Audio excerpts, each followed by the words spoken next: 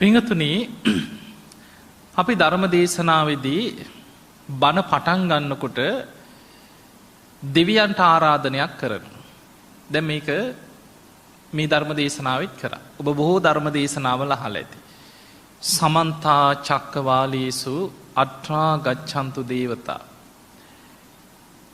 බුදුරජාණන් වහන්සේ ධර්ම දේශනා කරනකොට උන්වහන්සේගේ දේශනා අතර බුදුරජාණන් වහන්සේ මේ විදිහට දෙවියන්ට ආරාධනා කරපු වගක් දේශනාවල නැහැ.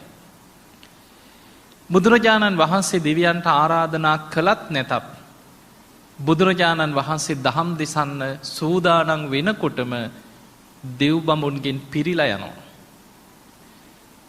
බුදුරජාණන් වහන්සේ ඔබ දන්නවා ධම්මචක්ක දේශනාව දේශනා කරද්දී බෝමාටු දෙවියන්ගේ ඉඳන් අකනිටා බඹලවට දෙවිවරු ප්‍රීතිගෝසාදිදී අහසේ අතුරු සිදුරු නැතුව දෙවියන්ගෙන් පිරුණා කියන. සමහර දෙවිවරුන්ට අහස ඉඩ නැතුව ඉදිකටු තුඩක් තරම් සියුම් දිව්‍ය ශරීර මවා ගත්තා කියනවා. එතකොට අපිට පේනවා මොන තරම් දිව්‍ය පිරිසක් එදා මේ දේශනාව අහන්න එකතු වෙන්නේ නැද්ද? අපිත් යම් බණ අහන්න අන්න බුදුරජාණන් වහන්සේ ධම්මචක්කේ දේශනා කරනවා. අපිත් යම් කියලා අකනිටා බඹලව දක්වා දසදහසක් ලෝක ධාතුවල දෙවිවරුන්ගෙන් පිරුණා කියන. පින්වතුනි අපිට බුදුරජාණන් වහන්සේගේ ධර්මයේ ලැබෙන්නේ මිහිඳු මහරහතන් වහන්සේගෙන්. ඒ නිසා තමයි ලංකාවේ අපි අනුබුදු මිහිඳු හාමුදුරුවෝ කියලා අපිට දෙවනි බුදු කෙනෙක් වගේ. මේ මිහිඳු මහරහතන් වහන්සේ ලංකාවට වැඩම කරලා උන්වහන්සේ පොසොන් පුන් පොහෝ දවසේ මිස්සක පව්වේදී පළවෙනියටම ඉලක්ක කරේ කාවද? රජ්ජුරු. රටේ පාලකයා. මේ රජ්ජුරුව ඉලක්ක කරලා තමයි චුල්ලහත්ති පදෝපම සූත්‍රයෙන් දහම් දෙසුවේ. දැන් රජ්ජුරුව තිසරණ සරණ ගියා පැහැදුනා. එදා රජ්ජුරුව එක්ක දඩේ මේ ආපු 20000ක පිරිසක්. ඒ සියලු දෙනා තුනුරුවන් ගැන හිත පැහැදෙව්වා. ඒ වෙලේ රජ්ජුරුව බණහල අවසන් වෙලා කියනවා ස්වාමීනි ඔබ වහන්සේ මේ වැඩම කරලා ඉන්නේ මහ වනාන්තරයට. අනුරාධපුරේ මීට ටිකක් ළඟ අපේ මාලිගා රාජධානිය තියෙන එහෙ. ඔබ වහන්සේ අපිත් එක්ක වඩිමු කීවා. එතකොට මිහිඳු මහරහතන් වහන්සේ කියනවා රජතුමා යන්න කීවා. අද රාත්‍රී අපිට කාර්යයක් තියෙනවා. එහෙනම් ස්වාමීනි හෙට දවසේ මාලිගාවේ දානි සූදානම් කරනවා. ඔබ වහන්සේලා දානෙටම වඩින්න කියලා ආරාධනා කරලා රජ්ජුරුවයි පිරිසයි ගියා. දැන් අර මිස්සක පව් ඒ වෙනකොට කැලයක්. මේ මහා වනාන්තරයේ රාත්‍රී මිහිඳු මහරහතන් වහන්සේ එතන වැඩ හිටියා. ඉත්තිය උත්තිය සම්බල බද්දසාල සුමන සාමණේරයන් වහන්සේ තමයි 이르දි බල සම්පන්නම කෙනා. ධර්මාශෝක රජුගේ මොණබුරා. මිහිඳු මහරහතන් වහන්සේ සුමන සාමණේරයන් වහන්සේට පැවරුවා ඔබ වහන්සේ මේ ගල මුදුනට වැඩම කරලා අභිඥා පාදක ධ්‍යානයකට සමවැදිලා මුළු ලංකා භූමිය පුරාම ඉන්න දෙවි දේවතාවරුන්ට අමනුෂ්‍යයන්ට යක්ෂයන්ට ඒ විතරක් නෙමෙයි බෝමාටු චාතුම් මහරජික තාවතිංස යාම ඉහළට මේ දෙව් බමුණු සියලු දෙනාට ඇහෙන්න 이르දියෙන් ගෝසාවක් කරන්න කිය බණහන්න එන්න කියලා මිස්සක පව්වට. ඒ වෙලාවේ මේ සුමන සාමණේරයන් වහන්සේ මේ ගල මුදුනට වැඩම කරලා අභිඥා පාදක ධ්‍යානයකට සමවැදිලා 이르දියෙන් ගෝසාවක් කරයි. ගෝසාව තමයි ඔය. සමන්තා චක්කවාලේසු අත්‍රා ගච්ඡන්තු දේවතා සද්ධම්මම් මුනි රාජස්ස මුනීන්ද්‍රයන් වහන්සේගේ සද්ධර්මයේ ශ්‍රවණය කරන් සුනන්තු සංඝ මොක්ඛදං ඒ ධර්මයේ ශ්‍රවණය කරලා උතුම් නිවන අවබෝධ කරගන්න ධම්මස්සවන කාලෝ අයං බදන්තා මේ ධර්මයේ ශ්‍රවණය කරන කාලයයි බණහන්න කාලයයි එන්න කියලා ආරාධනයක් කරා. ඒ නිසා තමයි අද ඊතනට කියන්නේ ආරාධනා ගල කියලා. ඒ ආරාධනාව නිකන් අපි කටෙන් කෑ ගහනවා වගේ නෙමෙයි. 이르දීන් ගෝසාවක් හැටියට ආරාධනය කරනකොට අමනුෂ්‍යයන්ට මුළු ලංකාව පුරාම ඉන්න අමනුෂ්‍යයෝ යක්ෂයෝ දෙවි දේවතාවරු උක්ෂ පර්වත විමාන කරගත් අය ඉහළ දිව්‍ය තලවල ඉන්න දෙවිවරු සියලු දෙනාට මේ ළඟ ඉඳන් අඬ ගහනවා වගේ ඇහෙනවා 이르දී. එදා මුළු මිස්සක පව්වම දෙවි දේවතාවරුන්ගෙන් රාත්‍රී පිරීලා ඉතිරිලා ගියා කියලා. මිහිඳු මහරහතන් වහන්සේ වැඩම කරලා ලංකාවේදා රෑකරපු දෙවනි දේශනාව තමයි සමචිත්ත පරියාය සූත්‍රය. ඒ දේශනාවෙන් දෙව් බමුන්ට රාමනුස්යන්ට බණකිව. ඒ තමයි දෙවනි දේශනාව. එතකොට ඔන්න ඔය ආරාධනාව මිහිදු හාමුදුරන්ගේ තමයි අපිට ධර්මය ලැබුණේ. අපේ සංස්කෘති අපේ බුදු දහම මේ ඔක්කොම් මිහිදු මහරහතන් වහන්සේගේ වැඩම කිරීමත් එක්ක ගොඩ නැගුණේ. ඒ නිසා අදත් අපි බණ කියනකොට ඉස්සරලාම ආරාධනාව කරලා තමයි බණ පටන් ගන්න. දැන් අපි දෙවිවරු ගැන චුට්ටක් අද කතා කරමු. දිවිය ලෝක යන්න එහෙම කැමති නැද්ද? නිකන් හොඳ නෑ වගේ දෙහි. සැප වැඩි වගේ හිතෙනවද? අම්මෝ නෑ කියලා. පිංගතුනි දෙවිවරු ගැන චූට්ටක් අපි ධර්මානුකූල කරුණු ටිකක් විමසලා බලමු. ඔබ දන්නවා බුදුරජාණන් වහන්සේට අපි කියනවා සත්තා දේව මනුස්සානං කියලා. උන්වහන්සේ මනුස්ස ලෝකේ අපිට විතරක් ශාස්ත්‍රවරයෙක් නෙමෙයි. දෙව් මිනිසුන්ගේම ගුරුවරයා තමයි බුදුරජාණන් වහන්සේ. දෙවියන්ට නිවන් මඟ පෙන්වන්නේ බුදුරජාණන් වහන්සේමයි.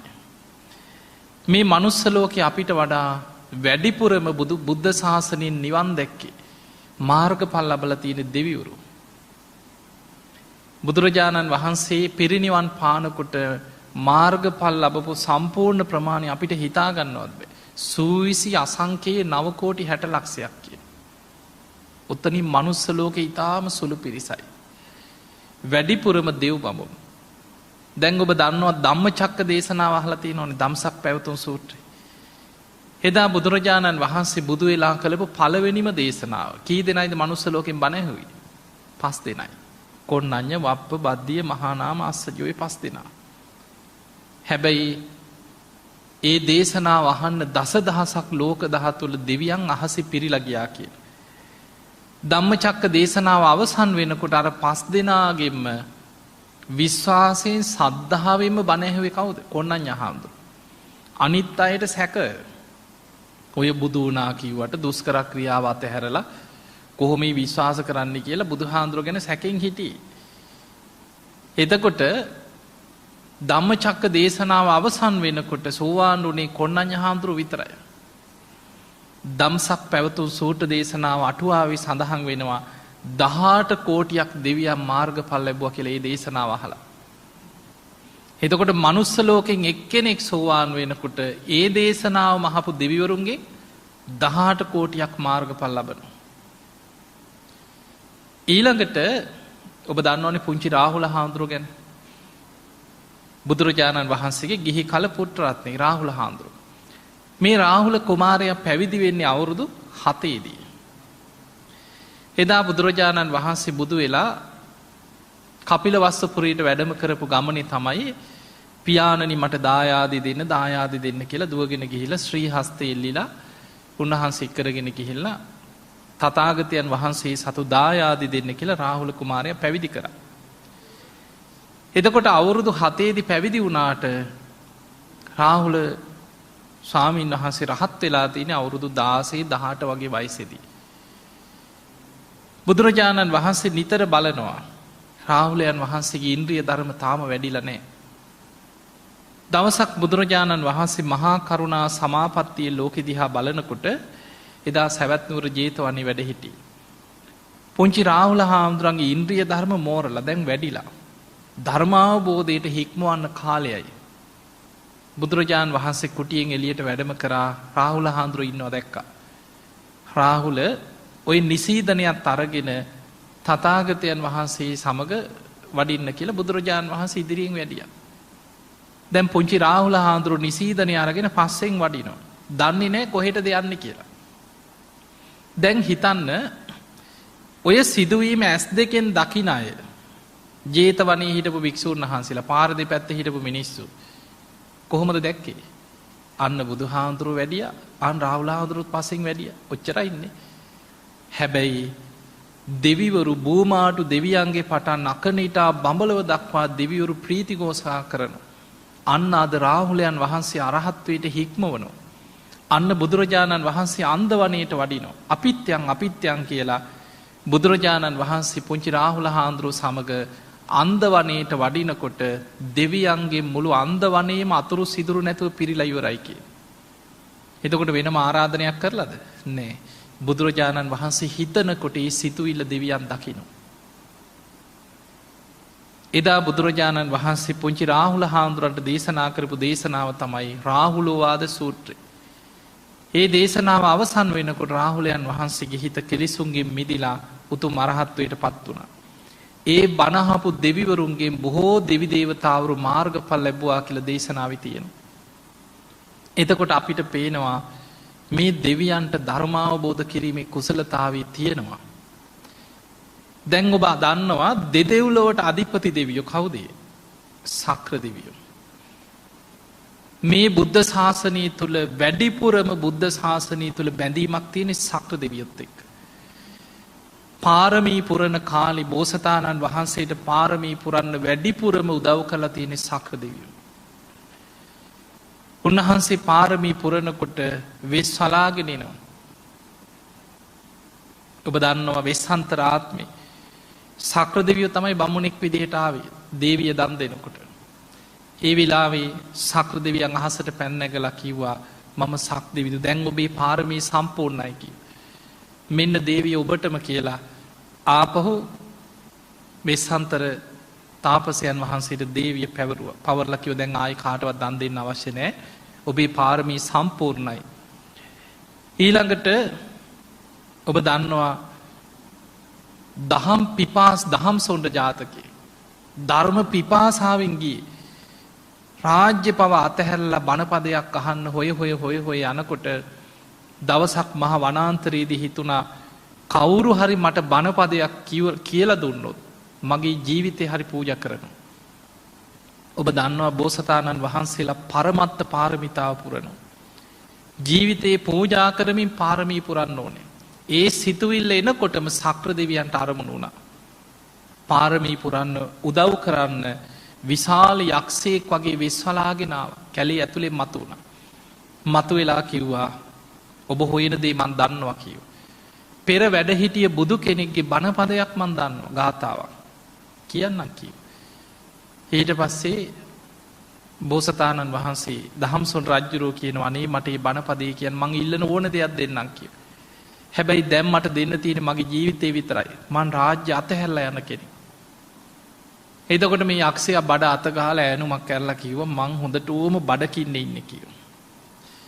මං උබ මරාගෙන කනවයි කියව. එතකොට බෝසතාණන් වහන්සේ කියනවා ඉස්සල්ලා මට බණපදය කියන්න කිය. ඊට පස්සේ මාව මරාගෙන කන්න කිය. කලින් මාව මැරුවොත් බණහන්නේ කවුද?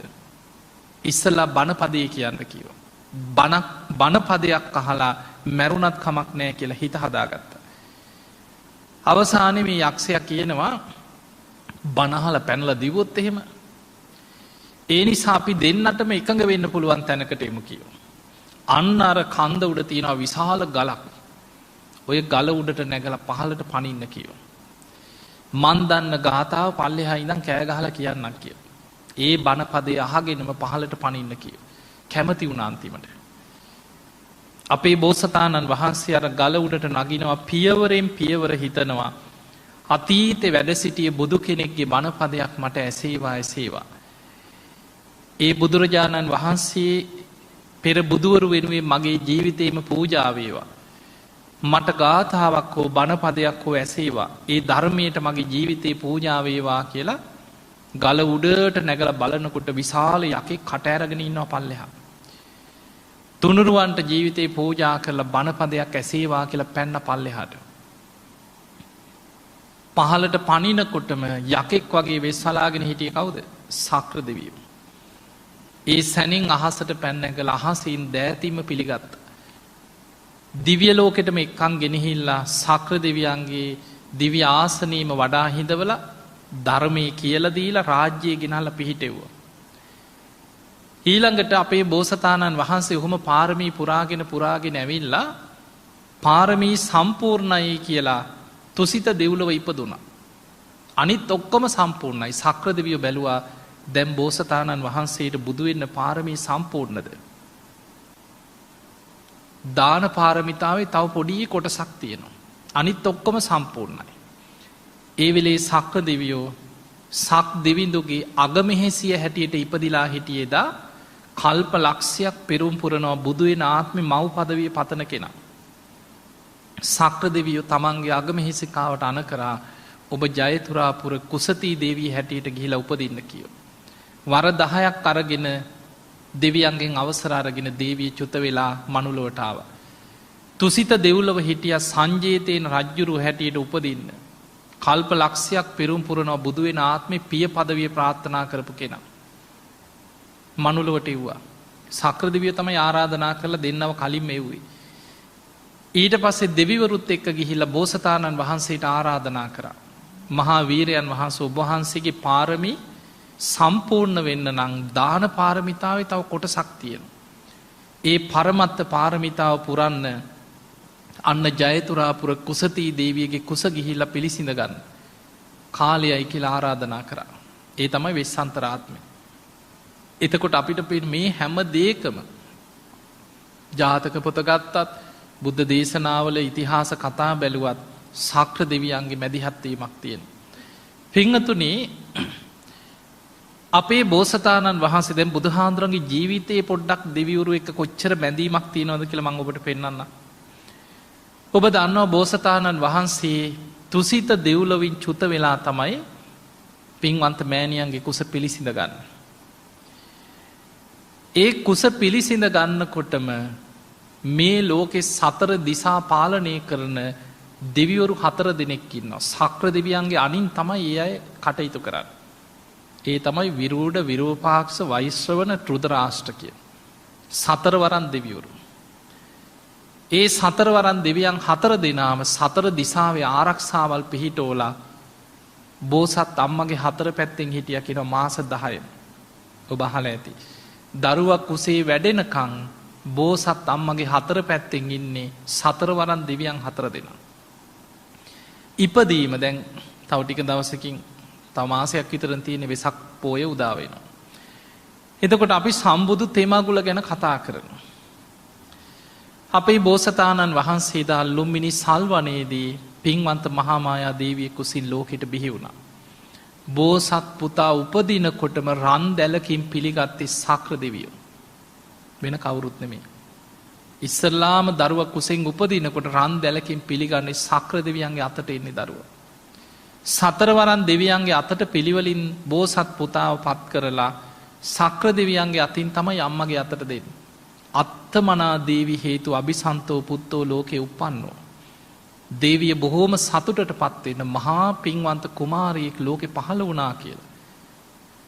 එතකොට මේ දෙවිවරුන්ගේ බලපෑම බුද්ධ ශාසනය තුළ දෙවියන්ගෙන් තොරව අපිට ශාසනය ගැන කතා කරන්න තැනක් නෑ. ඊළඟට එදා දැම්ම අනුස්සලෝකෙ කවුරුත් දන්නේ මේ බුදු වෙන කෙනෙක් කියලා කවුරුත් දන්නේ. එක්කෙනෙක් දැනගත්ත ඒ දැනගත්තේ දෙවියන්ගේ. ඒ තමයි අසිත තාපසයක්.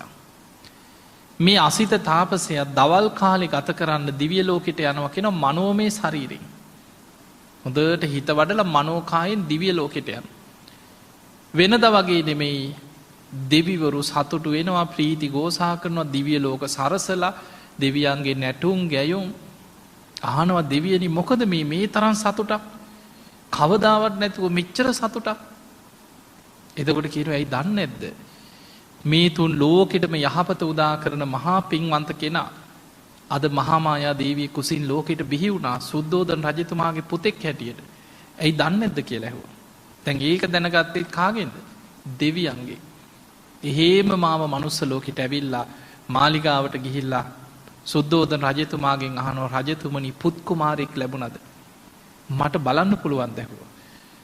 එකින් එක මහා පුරුෂ ලක්ෂණ විමස බැලුවා මේ කෙනා මේ කියන විදිහ පින්වන්ත කෙනෙක්ද කියලා. එතකොට බලන්න ඒ දැනගත්තේ දෙවියන්ගේ. දැන් අපි ගමු උන්වහන්සේ වසර 29ක් ගිහි ජීවිතය ගත කරා. අංගුත්තර නිකායේ තියෙනවා අපේ බෝසතාණන් වහන්සේට නිසි වෙලාව එනකොට 4 පෙරනිමිති පේන්න සැලැස්වේ සක්‍ර දෙවියන්ගේ මැදිහත්වීමෙන් කියලා දේශනාවෙම තියෙනවා. මොන විදිහ ආරක්ෂාවල් යොදලා තිබ්බත් සක්‍ර දෙවියන්ගේ මැදිහත්වීමෙන් සතර පෙරනිමිති පේන්න සලස්සනවා. එතකොට ඊළඟට අභිනිස්ක්‍රමණය කරපු දවස හිතන් චන්න ඇමතියා සමඟ කන්ත කසුපිට නැගලා එදා රාත්‍රී අභිනිස්ක්‍රමණය කර. ඔයි නගර සූත්‍රයේ කියලා තියෙන අංගුත්තර නිකායේ දේශනාව. ඒ නගර සූත්‍රය බුදුහාඳුරු පෙන්නනවා රාජ්‍යයක් ආරක්ෂා කරගන්න හැම රාජ්‍යකම තිබිලා තියෙන ආරක්ෂිත ක්‍රම ගොඩක්. දැන් අපේ රට වගේ නෙම ඉන්දියාව ගත්තහම සොලොස් මහා ජනපද වෙන වෙනම දේශ සීමාවෙන් කරගත්ත රාජ්‍ය ගොඩක් තිබ්බේ. ඒ හැම රාජ්‍යකම රජවරු ඉන්න කොයි වෙලෙත් බයෙන් ඉන්න වෙනත් රාජ්‍යකින් ආක්‍රමණයක් කරේ කියලා. එතකොට රජ්ජුරුව මොකද කරන්නේ රජ්ජුරුවන්ගේ ප්‍රධාන රාජකීය නගරය වටේ උස් තාප්පයක් හදාගන්න. එක පාට කඩාගෙන ඉන්න බැරි ලොකු ප්‍රාකාරයක් හදන. ඒ තාප්පෙට එලියෙන් ගැඹුරු දියාගලක් කනිනවා කියන. ඊළඟට විශාල දොරටුවක් හදාගන්නවා එක පාරට අරින්න බෑ. ඒක තමයි නගරට ඇතුළෙන ප්‍රධාන ශක්තිමත්ව දොරටු. ඒ දොරටුව විවෘත කරනකොට යෝධයෝ 100ක් විතර අවශ්‍යයි කියන ශක්තිමත්ම 100 දෙනෙක්ගේ විතර හයියෙන් තමයි දොරටුව විවෘත කරගන්න. දේශනාවේ තියෙනවා අපේ බෝසතාණන් වහන්සේ එදා කන්ත කසුපිට නැගල අභිනිස්ක්‍රමණය කරනකොට මේ නගරි ద్వාරය දේවතාවරු විවෘත කරලා දුන්න කිය. ඉබේම දේවානු භාවයෙන් විවෘත වෙලා ඇරුණ කියන. දැන් උන්වහන්සේ ඔහොම බොහෝ දුරක් ගිහිල්ලා අනෝමා නදී අසරට ගිහිල කල්පනා කරා මෙතනින් එහාට මන් තනියම යායුතු ගමන. ඒ වෙලාවේ මගුල් කඩුවෙන් කෙස් වැටිය කපලා අතේ තියාගෙන සත්‍යයක් ක්‍රියාවක් කරා. මං මේ විමුක්තිය කරායන ගමන මට ඒ කාන්තින් විමුක්තිය ලැබේනම්. මේ කෙස් පොළොවට නොවැටේවා අහසේම රැඳේවා කියලා හසට වීසි කර. යොදුනක් ඉහල අහසට පැන නැග්ගක් කිය. පිංහතුනී අභිනිස්ක්‍රමණය කරද්දී දේශනාවල තියෙනවා දෙවිවරු දස දහසක් ලෝක දහතුළ දෙවිවරු අහස ප්‍රීති ගෝසා කරනවා මහා වීරයන් වහන්සේ කෙලෙස් සටනට පිටත් වනා.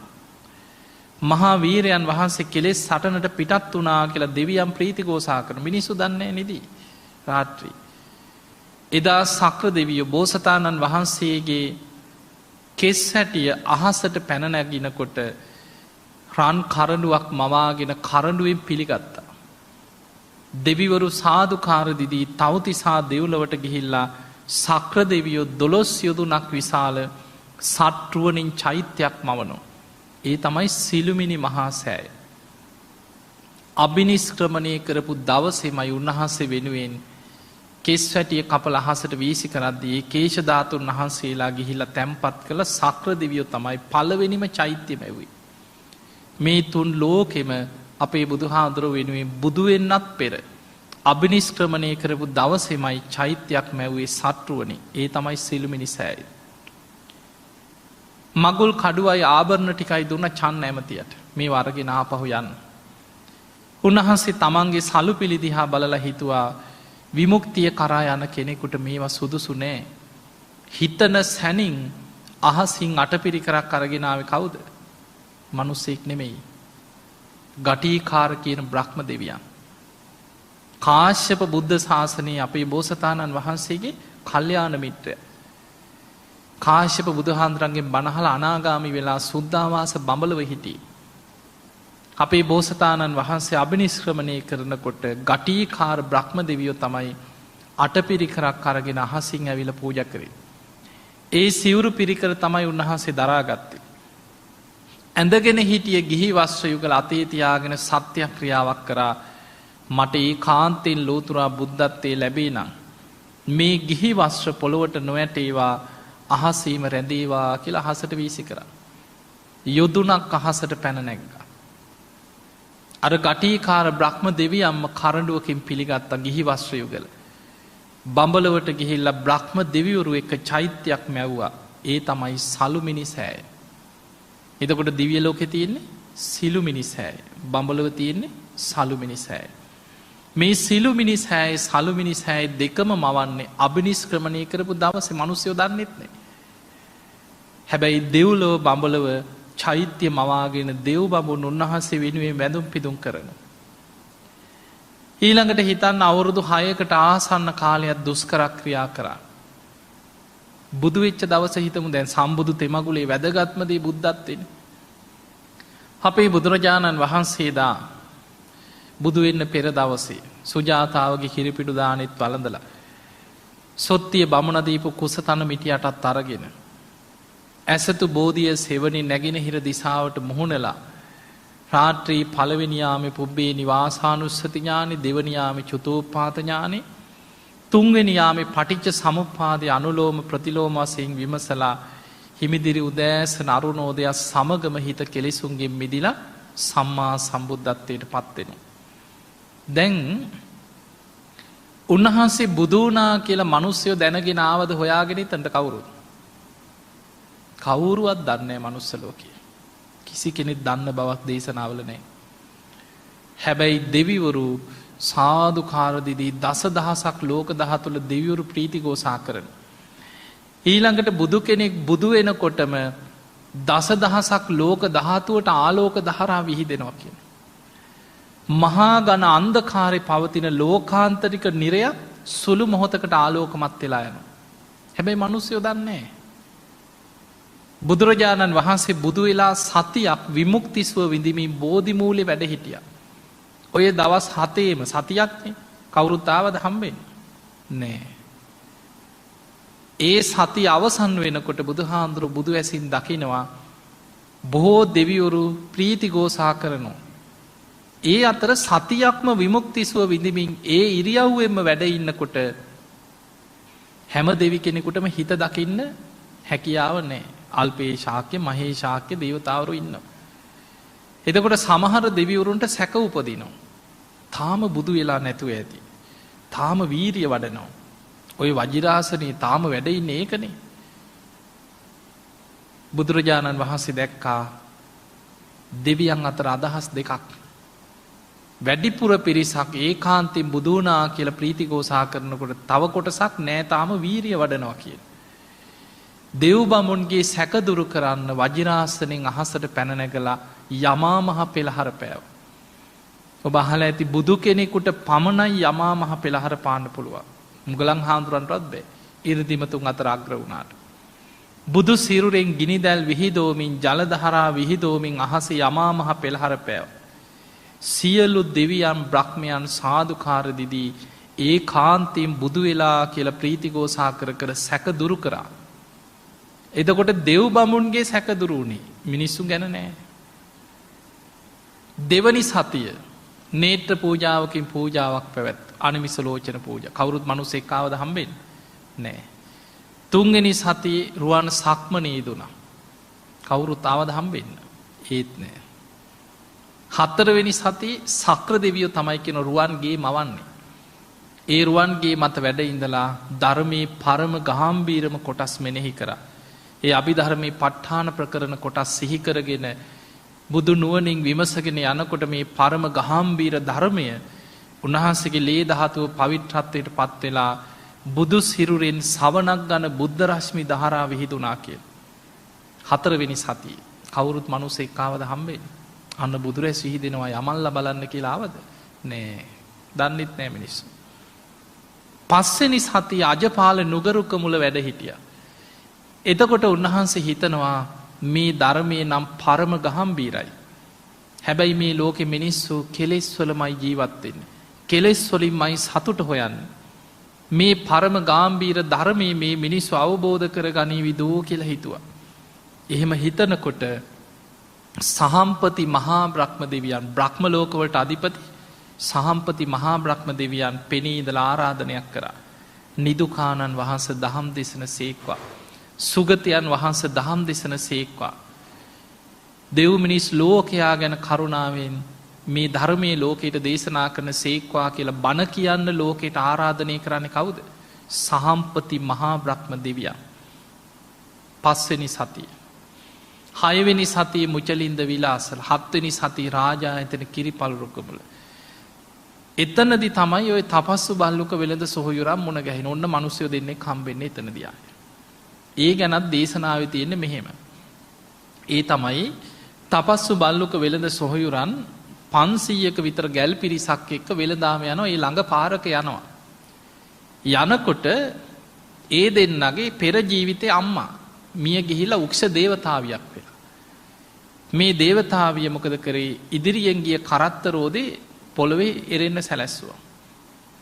කරත්ත වලින් බැහැලා බැලුවා මොකද මේ වුනේ කියලා. එතකොට අර දේවතාවිය පෙනී ඉඳලා කියනවා දරුවනි නුඹලා ළඟ බිලඳ මීපිඩු තියෙනවා. නුඹලට පිනක් කරගන්න තියෙනවා. අහනවා කවුද ඔබ? මම ඔබේ පෙර ජීවිතේ අම්මා කියනවා. මම මේ වෘක්ෂයට අධිග්‍රහිත දේවතාවියා. මමයි කිව මේ දේ කරේ. නුඹලට පින් කරවන්න. අන්න ලෞතුරා බුදු කෙනෙක් පහළ වෙලා දැන් සති 7ක් ගෙවිලා. උන්වහන්සේට දානයක් පූජා කරලා පින් කරගන්න කිය. මඟ පෙන්නුවේ අර දේවතාවි. ඉක්මනට විලඳ මීපිඩු අරගෙන යනකොට බුදුරජාණන් වහන්සේ වැඩ ඉන්නවා. ස්වාමීනි ඔබ වහන්සේට මේ දානි පූජා කරන්න කියලා හදනකොට පිළිගන්න දෙයක් නෑ බුදුහාඳුරන්ට. කොහොමද මම මේවා පිළිගන්නේ කියලා හිතනකොට සතරවරන් දෙවියන් 4 දෙනා ඉන්ද්‍ර නීල මාණික්‍ය පාත්‍ර 4ක් අරගෙන ඇවිල්ලා පූජා කරන්න ලෑස්ති වුණා. බුදුරජාණන් වහන්සේ වදාලා දෙවියනි බුදුවරු මැණික් වලින් කරපු පාත්‍රා පිළිගන්නේ නැහැ කිව්වා. ඒ සැනින් නොපෙනී ගියා. ශෛලමේ පාත්‍ර 4ක් ගෙනහල්ලා පූජා කරා.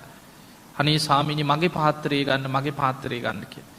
ඒ පාත්‍රා 4ම පිළි අරගෙන එක උඩ තියලා ශ්‍රී හස්තයේ තියලා අදිෂ්ඨානයක් කරා පාත්‍ර 4ම එක් පාත්‍රයක් බවට පත් වේවා කියලා. ඒ පාත්‍රයට තමයි විලඳ මේ පිඩු පිළිගත්තේ.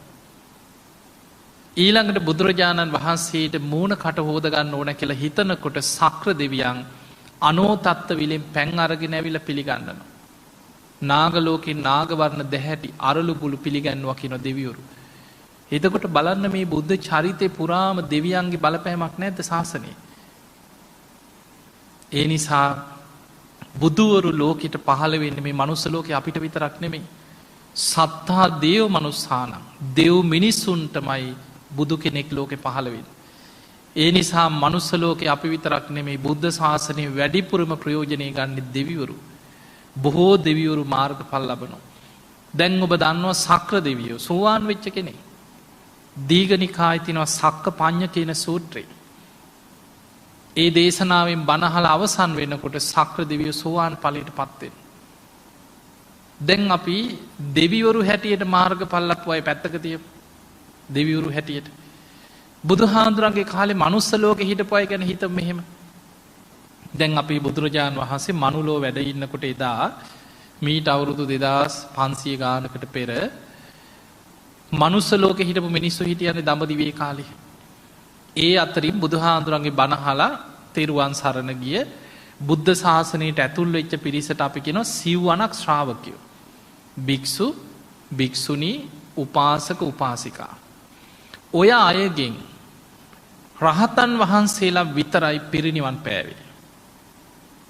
බුදුරජාණන් වහන්සේගෙන් බණ අහලා රහත් වෙච්ච යම්තාක් පිරිසක් හිටියද ඒ අය පිරිනිවන් පෑවා. සසර ගමන අවසන් කරා. පහන් සිලක් නිවිලා ගියා වගේ එතනින් ඉවරයි. එදා බුදුරජාණන් වහන්සේගෙන් බණ අහපු සිව්වණක් ශ්‍රාවකයෝ අතර අනාගාමී වෙච්ච යම්තාක් පිරිසක් හිටියද අද කොහෙද? සුද්ධාවාස බඹලව. එදා බුදුරජාණන් වහන්සේගෙන් බණ අහලා මනුලව සකදාගාමී වෙච්ච යම්තාක් පිරිසක් හිටියද කොහෙද? ඒ අයට තව කාම ලෝකෙ එක උපතක් තියෙනවා, දිව්‍ය ලෝකේ. එදා බුදුරජාණන් වහන්සේගෙන් බණ අහපු මනුස්ස ලෝකේ කෝටි ගාණක් සෝවාන් වෙච්ච අය හිටියද අද කොහෙද? දිව්‍ය ලෝකවල. සෝවාන් වෙච්ච කෙනාට තව උපරිම ආත්ම 7ක් තියෙනවා. උපරිම ඊට මෙහා ධර්මාවබෝධය ලබන අය ඉන්නවා. එතකොට එදා බුදුරජාණන් වහන්සේගෙන් බණ අහපු ධර්මය අවබෝධ කරපු මාර්ගඵලලාභීන් ගත්තත් රහතන් වහන්සේලා විතරයි පිරිනිවන් පෑවේ. අනිත් අය දිව්‍ය ලෝක බ්‍රහ්ම ලෝකවල කීප දෙනෙක් පිරිනිවන් පාලා ඇති. අනිත් අය දිව්‍ය ලෝකවල බ්‍රහ්ම ලෝකවල. අපිට මේ කාලේ ගොඩක් වගේ තේරුණාට පින්වතුනි දෙවියන්ට ඉච්චර කාලයක් නෑ තාම.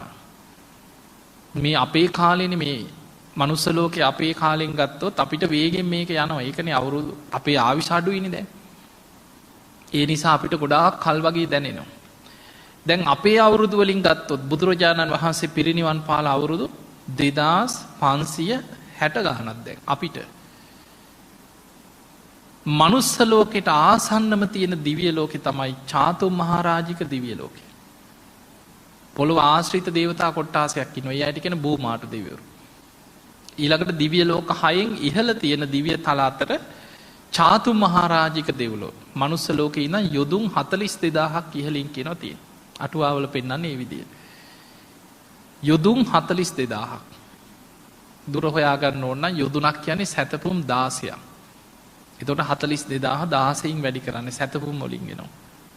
තවත් 1.6න් වැඩි කරපුවම කිලෝමීටර වලින් හොයාගන්න පුළුවන්. එතකොට යොදුන් 42000ක් ආයි ළඟ අහල පහලක නෙමෙයි. මනුස්ස ලෝකේ අපිට අවුරුදු 50ක් ගෙවෙනවා කියන්නේ චාතුම් මහරජික දෙවියන්ට එක දවසයි කියන. එතකොට අපේ කාලෙන් අවුරුදු 50ක් කියන්නේ චාතුම් මහරජික දෙවිවරුන්ට එක දවසක් ගියා වගේ. එහෙනම් අපිට අවුරුදු 2500 ගානක් වෙනකොට චාතුම් මහරජික දෙවිවරුන්ට දැන් දවස් 52 ඉවරයි. 53 වෙනි දවස කියනවා යන්නේ. බුදුහාඳුරු පිරිනිවන් පාලා. මාසෙකමාරක් වගේ. ඊටත් ඉහලින් තවත් යොදුන් 42000ක් ඉහලින් තියෙන තව්තිසා දෙව්ලොව. ඒ කියන්නේ මනුස්ස ලෝකේ ඉඳන් යොදුන් 84000ක් ඉහළ අහසේ තමයි තව්තිසා දිව්‍ය ලෝකෙ පිහිටලා තියෙන්නේ. ඔන්න ඔය දිව්‍ය ලෝක දෙකේම අධිපති තමයි සක්‍ර දිව්‍යය. ඒ නිසා තමයි දෙදෙව්ලොවට අධිපති කියලා කියන්නේ. මනුස්ස ලෝකේ අවුරුදු 100ක් තව්තිසා දෙවියන්ට එක දවසක් කියන. එතකොට ඔන්න අපිට අවුරුදු 100ක් ගෙවෙනවා කියන්නේ තව්තිසා දිව්‍ය ලෝකේ දෙවියන්ගේ එක දවසයි කියන. ඒ දෙවිවරුන්ට එහෙනම් බුදුහාඳුරෝ පිරිනිවන් පාලා දවස් කීයද? 25ක් ඉවරයි. 26 වෙනි දවසේ යන්නේ. මාසයක්වත් නැහැ වගේ අයට. එතන ඉඳන් තවත් යොදුන් 42000ක් ඉහළින් යාම දිව්‍ය ලෝකෙ පිහිටලා තියෙනවා. මනුස්ස ලෝකේ අවුරුදු 200ක් ගෙවෙනවා කියන්නේ යාම දෙවියන්ට එක දවසයි කියන. අපිට අවුරුදු 200ක් ගෙවුණා කියන්නේ යාම දෙවිවරුන්ට එක දවසක්. එතකොට බුදුරජාණන් වහන්සේ පිරිනිවන් පාලා ඒ අයට දින 13යි. ඊටත් ඉහළින් තියෙන තුසිත දෙව්ලොව. මනුස්ස ලෝකේ අවුරුදු 400ක් තුසිත දෙවියන්ට එක දවසක් කියන. අපිට අවුරුදු 400ක් ගෙවෙනවා කියන්නේ මනුස්ස ලෝකේ මිනිස්සයන්ට තුසිත දෙවියන්ගේ දිව්‍ය කාලෙන් එක දවසයි කියනවා ගෙවිලා තියෙන්නේ. ඒ අයට බුදුරජාණන් වහන්සේ පිරිනිවන් පාලා දවස් 7යි. තාම 7 වෙනි දවසේ යන්නේ. ඊළඟට ඊටත් ඉහළ තියෙන්නේ නිම්මාන රති දෙව්ලොව. මනුස්ස ලෝකේ අවුරුදු 800ක් ඒ දෙවියන්ට එක දවසක් කියන. මේ 3 වෙනි දවසේ යන්නේ ඒ අයට. ඉහළින්ම තියෙන්නේ පරිනිම්මිත වසවර්ති දෙව්ලොව. මනුස්ස ලෝකෙන් අවුරුදු 1600ක් ඒ දෙවියන්ට එක දවසක් කියන. අපිට මනුස්ස ලෝකේ අවුරුදු 1600ක් ගෙවෙනවා කියන්නේ නිම්මාන රති දෙවියන්ට එක දවසයි. පරිනිම්මිත වසවර්ති දෙවියන්ට එක දවසයි. එතකොට පරිනිම්මිත වසවර්ති දිව්‍ය ලෝකේ දෙවියන්ගේ කාලෙන් ගත්තොත් දවසකුත් පැය 14ක් කියනවා ගෙවිලා තියෙනවා. බුදුහාඳුරු පිරිනිවන් පාලා. ඒ ගණනය කිරීමත් එක්ක ගත්තාම බුදුරජාණන් වහන්සේගෙන් බණ අහපු මාර්ගඵල ලැබපු උන්වහන්සේ වැඩ ඉන්නවා බණ කියනවා ඇස් දෙකෙන් දැකපු දෙවිවරු එහෙනම් අදත් වැඩ ඉන්නවද නැද්ද? ඒ දිව්‍ය තලවල වැඩ ඉන්නවා. ඒ නිසා පින්වතුනි මේ ධර්ම මාර්ගය යන ශ්‍රාවකයාට ඒකයි බුදුරජාණන් වහන්සේ පරලොවින් රැකවරණයක් පිණිස දේවතානුස්සති කියන භාවනාව පෙන්වුවේ. දේවතානුස්සතිය භාවනාවක් හැටියට වඩන්න කියලා. එයා දිව්‍ය ලෝක යන්නේ දිව්‍ය සැප බලාගෙන නෙමෙයි. ධර්මාවබෝධය කරා යන කෙනාට කල්යාණ මිත්‍ර සේවනයේ තියෙන සත්පුරුෂ ආශ්‍රයේ තියෙන ධර්මයේ දියුණු කරන්න පුළුවන් පරිසරයක් එයා අරමුණු කරගන්නවා. පරලොවින් රැකවරණයක්. මොකද සෝවාන් වුණත් කොහෙද උපදින්නේ? දිව්‍ය ලෝකෙක. සකදාගාමී වුණත් උපදින්නේ දිව්‍ය ලෝකෙක. අනාගාමී වෙච්ච කෙනා බඹලෝ උපදිනවා. එහි පිරිනිවන් පාන. මේ ජීවිතේම රහත් වෙන්න පුළුවන් නම් ආයේ දේවතානුස්සතියක් ඕනේ නැහැ. හැබැයි ඒ යන ගමනේ අනතුරක් තියෙනවා. ඒ අනතුර නිසා පරලොවින් රැකවරණයක් පිණිස බුදුහාඳුරු දේවතානුස්සති කියලා භාවනාවක් පෙන්වුවා අපිට. අනුස්සති භාවන 6ක් තියෙනවා. බුද්ධානුස්සති, ධම්මානුස්සති, සංඝානුස්සති, සීලානුස්සති, ඡාගානුස්සති, දේවතානුස්සති. ඒ නිසා සුගතියක් අරමුණු කරගෙන හිත වඩන්න. ඒක රැකවරණය. ධර්මාවබෝධය ලැබෙන තෙක් අපිට තියෙන ආරක්ෂාව. මොකද අපේ ජීවිතයේ වැඩිපුරම බර වෙලා තියෙන සුගතියට නෙමෙයි, අපායට. සතර අපායේ මහගෙදර කරගෙන යන ගමන. ඒ නිසා පරලොවෙන් රැකවරණයක් පිණිස සුගතියක් අරමුණු කරගෙන නිවන් මඟ ගමන් කරන්න. හිත වඩා ගන්න. මේ බුද්ධ ශාසනය තුල දෙවියන්ගේ උපකාර රැකවරණ ශාසනය තුල ධර්මයේ වඩන කෙනාට ලැබෙනවා. ඒකනේ මෛත්‍රී ආනිසංසවලත් පෙන්වන්නේ. කෙනෙක් මෛත්‍රිය වඩනවා නම් දේවතාරක්කන්ති. දෙවිවරු අපිට පිහිට වෙන්නේ වෙන දේවල් වලට නෙමෙයි. පුද පූජා දෙන්න නිසා නෙමෙයි. දෙවියන් පිහිට වෙන්නේ අපි සිල්වත් නම්. දෙවියන්ගේ පිහිට ලැබෙන්නේ අපි ධර්මයේ වඩනවා නම්. ධර්ම මාර්ගයේ හැසිරෙනවා නම්. මෛත්‍රිය වඩනකොට ආය අමුතුවෙන් ඉල්ලන්න ඕනේ. කෙනෙක් මෛත්‍රිය වඩනවා නම් දෙවිවරු යාව රකින්න ආරක්ෂා කරන. ධර්ම මාර්ගය යන කෙනාට දෙවිවරු පිහිට වෙනවා. මඟ පෙන්නනවා. ඒ නිසා මේ බුද්ධ ශාසනය තුළ ගොඩාක් තියෙනවා. හරියට ධර්මයේ වඩන කෙනෙකුට පොඩ්ඩ පාර වැරදුනත් දෙවිවරු මඟ පෙන්නනවා. දැන් බලන්න අර බාහිය දාරුචීරයට දරපතුරු ටිකක් ඇඳගෙන කැලේට වෙලා තමන් රහත් නොවී රහත් වුණා කියලා වැරදි දෘෂ්ටියක් ඇති වුණා. ඒ මොහොතේම දේවතාවෙක් පෙනී හිටියා. පෙනී ඉඳලා කිව්වා බාහිය ඔබ රහත් නෙමෙයි. ඔබ රහත් වෙන මාර්ගයක්වත් දන්නේ නැහැ. එතකොට බාහිය අහන ඔබ කවුද? මං දේවතාවෙක් කිව්වා. රහතන් වහන්සේලා දැන් වැඩ ඉන්නවද ඇහුවා. අන්න වැඩ ඉන්නවා. මෙහි ඉඳන් ගොඩාක් දුර සැවැත් නුවර කියලා නගරයක් තියෙනවා. ලෝතුරා බුදු කෙනෙක් පහළ වෙලා වැඩ ඉන්නවා. බාහිය ඔබ ඒ පැත්තට යන්න කීවා. මග පෙන්නලා අතුරු දහන් වුණා. ඒ වගේ බුද්ධ දේශනාවල තියෙනවා ධර්ම මාර්ගයේ වඩන අයට දිවුරු මග පෙන්නන ක්‍රම. ඒ නිසා පින්වතුනි සිල්වත් වෙන්න, හෘද සාක්ෂියට එකඟව ධර්මයේ දියුණු කරගන්න, මෛත්‍රී ආදී ගුණ ධර්ම වඩන්න. ඉතින් එහෙමනම් ඔබ හැම දිනාටම මේ ලැබිච්ච මනුස්ස ජීවිතයේ තුල සද්ධාදී ගුණ ධර්ම දියුණු කරගෙන උතුම් වූ ධර්මයේම දියුණු කරගන්න වාසනාව ලැබේවා කියලා අපි ආශිර්වාද කරනවා. ඒ වගේ